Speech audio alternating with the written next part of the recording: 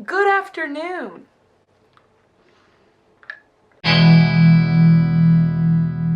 Hey, what's up guys? Welcome back to my channel. Today, we're gonna have a different kind of video. We're gonna have a sit-down video. Check that out. Today we are going to be talking about my favorite thing on earth, film. Today we are going to touch base on the 8 movies that you need to watch right now. I tried to make it my top 10 favorite movies. I couldn't do it. My heart, choosing favorites is very difficult for me. They change a lot, and I have a lot of different kinds of favorites. See, like, I'm looking at my movies right now, and I kind of see a new favorite. Hold on. Okay, I'm back. So I lied to you. This is going to be top 10 favorite movies because I collect DVDs. I know, crazy. I buy actual DVDs. That's still a thing. It's pretty freaking awesome. So I have a lot of movies. I have a collection. If you want to see a video of me going through all my movies like this, leave it down in the comments. Top 10 movies you gotta see. You have to. Also, I decorated for Christmas. Do you see my tree? Look what's front and center. That's right, ladies and gentlemen, Captain America. It's the Chris Evans Captain America. Let's get started. I'm going to be looking up on my laptop what the critics have to say about really good movies. I have not looked at the reviews at all. This is going to be all firsthand, me reacting to them and seeing the bullcrap that Rotten Tomatoes is going to give me. First on the list we have La La Land. So La La Land, if you haven't seen it, hop on that. La La Land is about a struggling actress in LA, and you know, she falls in love with a guy, and the guy is Ryan Gosling, so you need to check it out, okay? I'm saying you need to check it out. If you love jazz, it's a great movie. Rotten Tomatoes gave it a 91. Okay, so first off the bat, La La Land, I'm agreeing with them, 91%. I would give it like a 98%. I'm pretty proud of Rotten Tomatoes. I thought they were going to give it like a 40 and I was going to be really sad. Are we good? Second movie we have on the list is Edge of 17. Now, not a lot of people know about this movie. I didn't know about it till I bought it because Haley Steinfeld was in it. Edge of 17. I think it's one of the best movies. There's a huge story between the lines. You know, like I like movies that make you think. This is the same thing with La La Land. I like movies that make you think, and this movie makes you think. The way to like this movie the best is if you find ways to relate with it. And I'm 17 years old, and The Age of 17 is just talking about, you know, being a high schooler and how tough it can be with boys and with family and with best friends. Let's see what Rotten Tomatoes gave it. Oh, a 95! Okay. Whoa. I'm shook right now. People are liking the movies I like. Whew. Alright, number 3, we have Southpaw.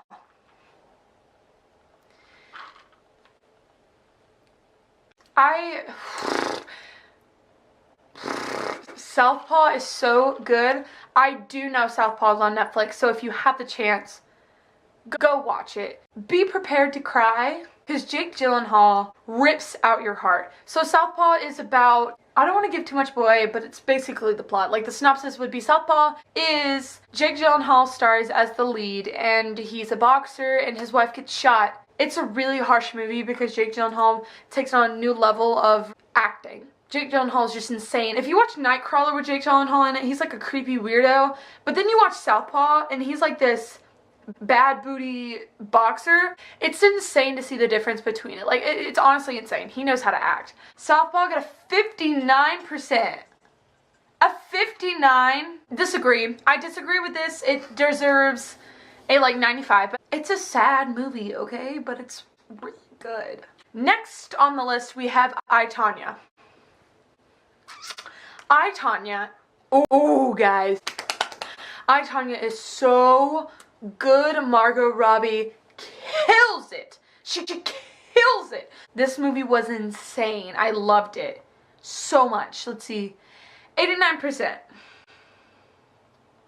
I mean, it was different. If you haven't seen I, Tonya is about Tonya Harding in 1991. She's a figure skater. She's the first American woman to complete the triple axel during a competition. And yes, I just read that off of Wikipedia. So it's about, like, basically the first best woman skater, figure skater. That's what it is.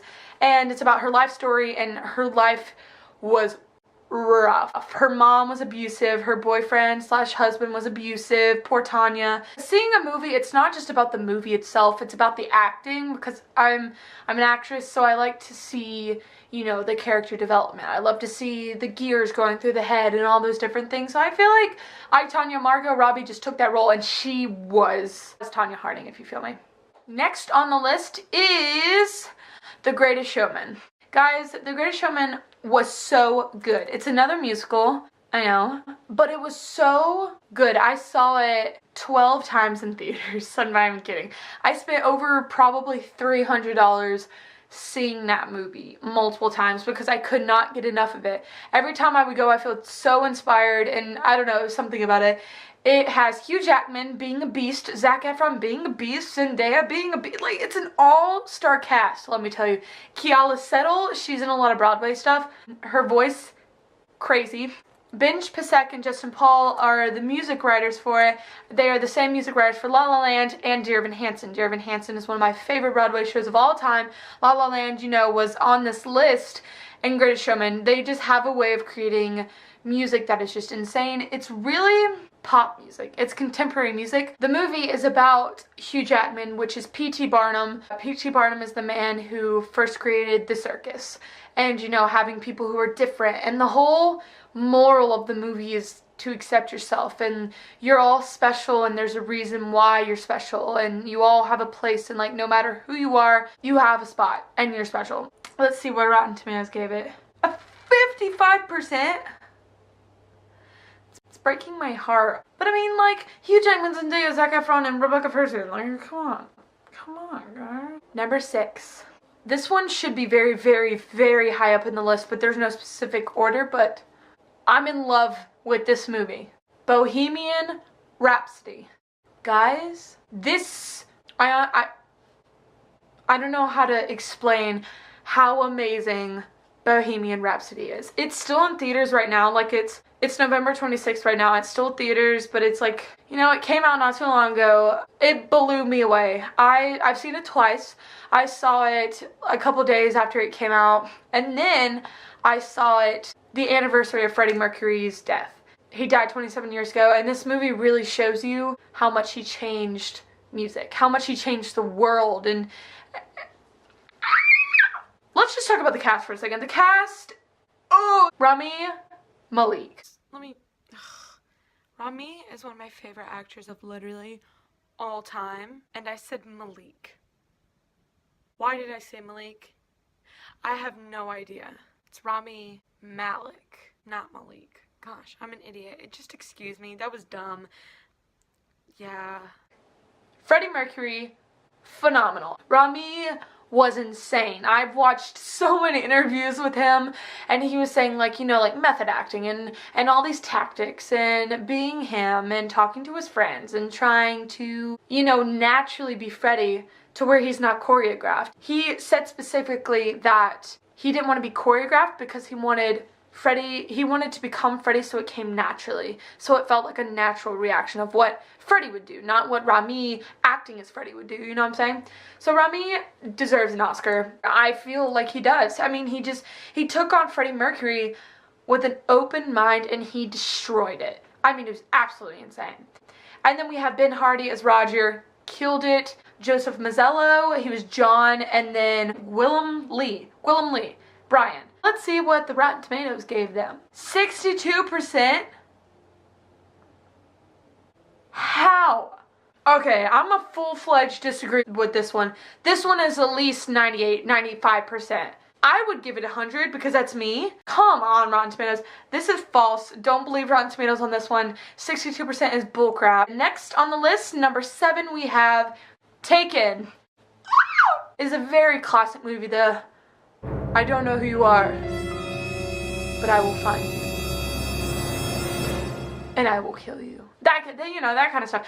And when you make a movie and a quote goes insane, you know you made a showstopper. Taken is about Liam Neeson, who played, what's his name? Brian? I don't even know. I just know Liam Neeson. His daughter goes to Europe with a friend, and they end up being kidnapped and sent into sex trafficking. It's scary to think of because the two girls were in high school and they went to Europe. I've been to Europe. I go to Estonia like every summer. So thinking like, holy crap, this is a real thing, and it's terrifying. The movie is scary if you think about it in your life, if you relate it to your life. But if you get past that, it's absolutely amazing. It's a great action movie. So let's see what Rotten Tomatoes gave them. 58%. I'm heartbroken. Who are Rotten Tomatoes? Because I want to be one and change these people's mind because they don't know what they're talking about. Next on the list is number 8 with a whopping Mrs. Doubtfire. Mrs. Doubtfire, classic. Robin Williams just stole the screen in this movie. It's about this man who gets divorced with his wife but wants to be with his kids, so he acts as a nanny, being an old woman, to take care of his kids. It's hilarious. You need to watch it. See, Rotten Tomatoes get a 71%. Whatever. Next on the list, number 9, we have Unbroken. It's the story of Louis Zamperini. I'm going to read the Wikipedia because I don't want to mess any up detail. Louis Zamperini is always in trouble, but with the help of his older brother, he turns his life around and channels his energy into running, later qualifying for the 1936 Olympics.